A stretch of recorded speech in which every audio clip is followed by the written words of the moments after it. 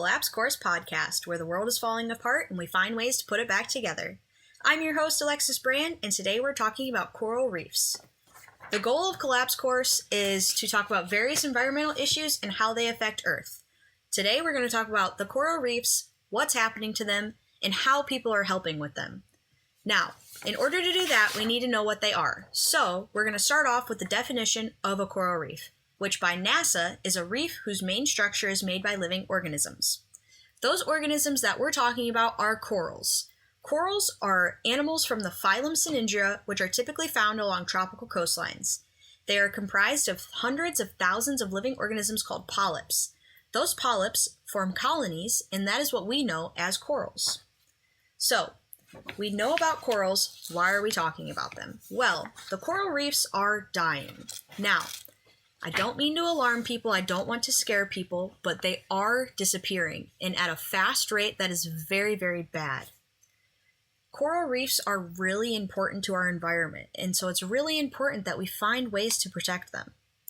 Current data says that coral reefs house about a third of all known marine life, and along with that, about 1 billion people benefit from coral reefs each year, with about $10 trillion in benefits like food, jobs, and coastal protection all coming from the reefs.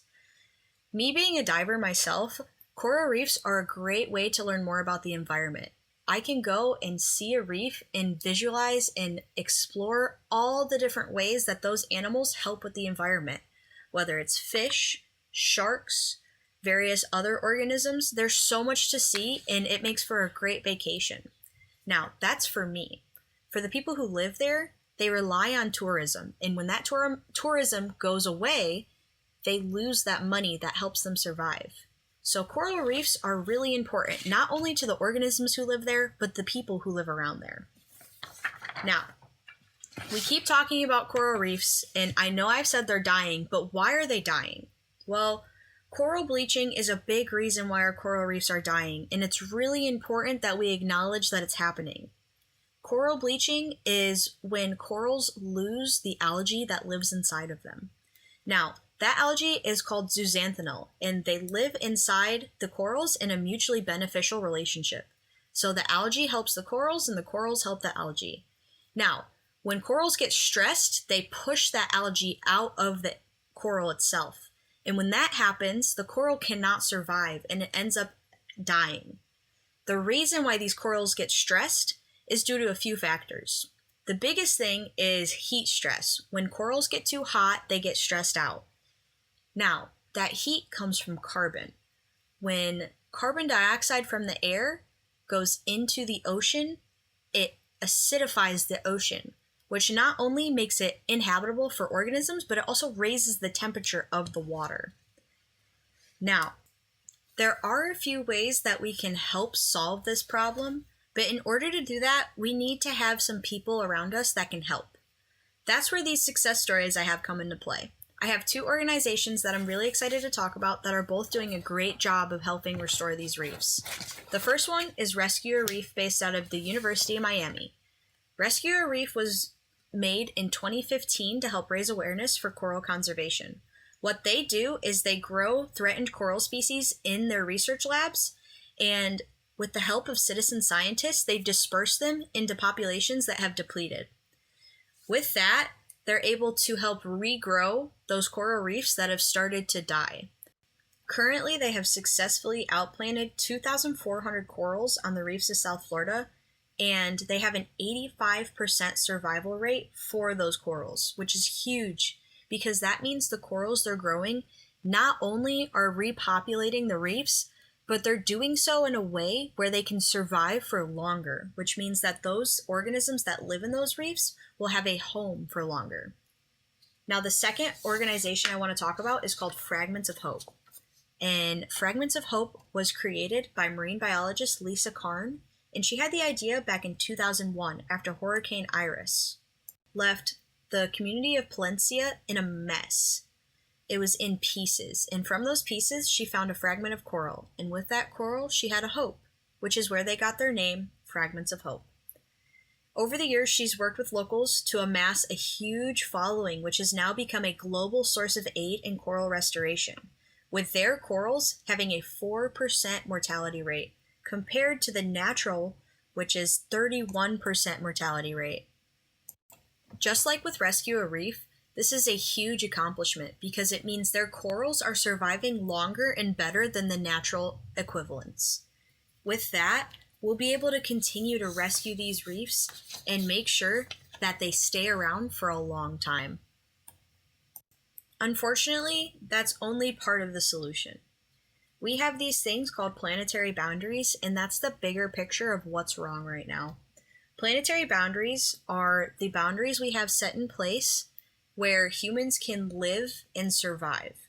So when those boundaries get exceeded, that means humans are one step closer to not being able to live on Earth. Now, we have 9 boundaries, and currently 7 of them have been passed, which is really bad. The ones we're going to focus on for coral reefs are ocean acidification, climate change, and biogeochemical flows. Now, we talked about ocean acidification earlier, but it's when the ocean becomes more acidic, and that's due to the carbon from climate change. When excess carbon goes into the air, it changes the climate, and not only does it add more carbon, it also raises the temperature of our environment, which causes that stress that makes those corals expel their algae.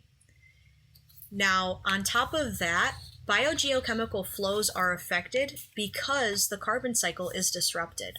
The carbon cycle essentially takes carbon and moves it around. It's very similar to the water cycle, where it goes from one place to another, and by keeping that cycle, it's able to healthily and safely move about the Earth. We have disrupted that cycle, and because of that, we have excess carbon going into the atmosphere, which has been detrimental to corals. If we can find ways to reduce our carbon footprint, it'll help exponentially in our issues involving the coral reefs. Not everybody has the ability to go out and dive and replant corals. Not everybody can even put funds towards helping the corals, and that's okay. Being human, everybody's going through different struggles in life, and that's fine. What we can all do to help are things that are very simple. You can turn off your lights when you're not using them. You can ride your bike on days where it's nice instead of using a car. There's a lot of different ways that you can do things that will reduce your carbon footprint. Now, I know we went over a lot, but I'm going to do a recap so we can find the most important things I want you to take away from today's collapse course. Number 1 is the coral reefs are dying. This is a huge issue, and we have to acknowledge that it is a big problem that we need to solve. Number 2, we have solutions. We have ways to fix what's going on. We have organizations putting a step forward to help with this problem. And number 3, change starts with you. Just like Fragments of Hope started as an idea, you too can have your own ideas on how to help. You do not have to sit in silence and wait for somebody else to do something. You can go forward and do it on your own. Now, I appreciate everybody so much for listening, and I hope you enjoyed my Collapse Course podcast. Feel free to listen to the end for all of the references used in today's course. Anthony C.G., 2024, August 7th, Fragments of Hope, Building Climate Resilience Through Coral Restoration in Belize, Belize Fund for a Sustainable Future, Belize Fund for a Sustainable Future, Belize Marine Fund Case Study, ND, Fragments of Hope, Belize Marine Fund, Case Study Photo, Fragments of Hope. Case Study Fragments of Hope, Community-Led Coral Reef Restoration, Laughing Bird Cay National Park, Belize, Ongoing, 2020, November 18th, Commonwealth. Collapse Course, Title and Image Generation Using ChatGPT, 2026, Coral Bleaching, What to Know and How to Stop It, 2017, World Wildlife Fund. Fisherman Perspective Using ChatGPT, 2026, ChatGPT. Halsey D. Kaufman, M. and Lyman D. 2023, Citizen Science Benefits Coral Reefs and Community Members Alike, Frontiers in Environmental Science. Colt J. Jacob F. and Diterne O. 2022, February 21st, Carbon Balance in Coral Reefs, article by Coral Guardian, Coral Guardian. Lycono M. 2024, October 16th, What is a Coral Reef? NASA. Margot Momfred, 2025, April 23rd, 84% of the world's coral reefs impacted the most intense global coral bleaching event ever. ICR. Rescue a Reef, University of Miami, 2025, February 16th, miami.edu. Scientific Diving to Rescue a Reef, 2015, aaus.org. Stockholm Resilience Center, 2023, Planetary Boundaries, Stockholm Resilience Center, Stockholm Resilience Center. United Nations 2025, 1.5 degrees Celsius, what it means and why it matters. United Nations.